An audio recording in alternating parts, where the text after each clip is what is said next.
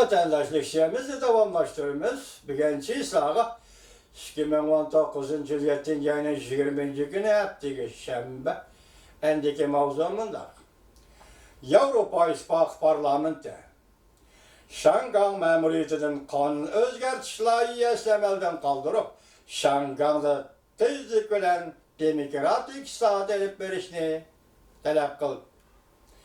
Cumhur tarafından katlı karıştırışı oluşturdu. Mavzulu haber 8. ayının 18. günü Amerika avazından Xitay telefon ilan kılındı.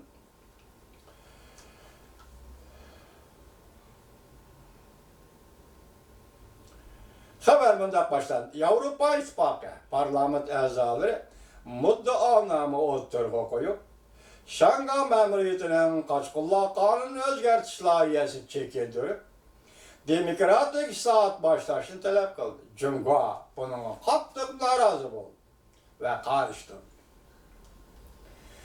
Cenab'dan səhəri 7. ayının 18. günü haber kıldı. Manda görsün. Avrupa Parlamenti'nin 751 nefer azasının 10'dan bir kısmı azaları birleşip mundaq bir muddaaname ortaya koydu. Avrupa İttifakı haftanın 4. gününden başlap bu muddaanamını muhakeme kılışka başladı.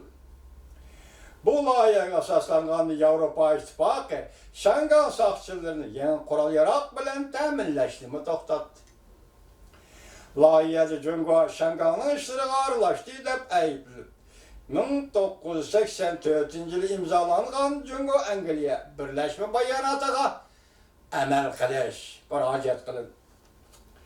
Cumhur bu doğruda bayanat ilan qılıb qatlı qarışdırdı. Tashqi İşlər Ministerliğinin bayanatçısı Volkan 18. günü muxbirlar yığınında bayanat ilan qılıb mundaq görsətdi. Cumhur tarafı her qandaq bir tarafdan her qandaq bir şekilde Şangan işlərinə aralışığı qarışdırdı. Şanganlı zoravan unsurlarga medet bir işki bulmaydı. Bu muddaaname haftanın 3. günü oturuğa koyuldu. Haftanın 2. günü Avrupa Parlamenti Germaniyalık Ursula Hanım'ın Avrupa İttifakı Komiteti reis buluşunu belgilep tasdiqlagan idi. Avrupa İttifakı Komiteti Avrupa İttifakı'nın icraiye organıdır.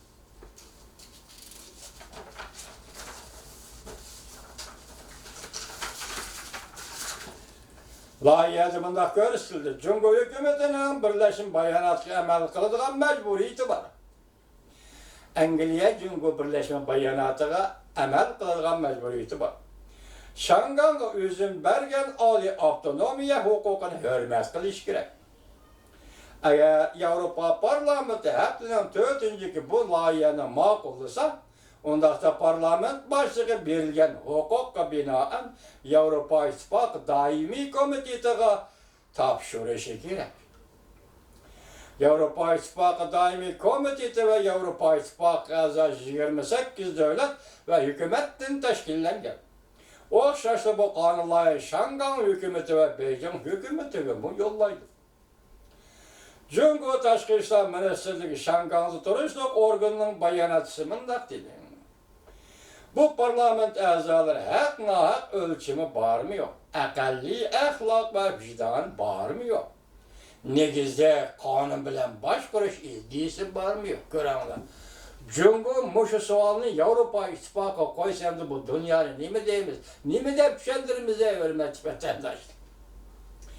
Bayanatçı yani mındaq görsetdi. Bazı parlament azaları bir devlet işgal tüzemi siyasi kasten karışırken ak bilen karın arlaştırıp etti. Bu kişiler yaman garazga ega.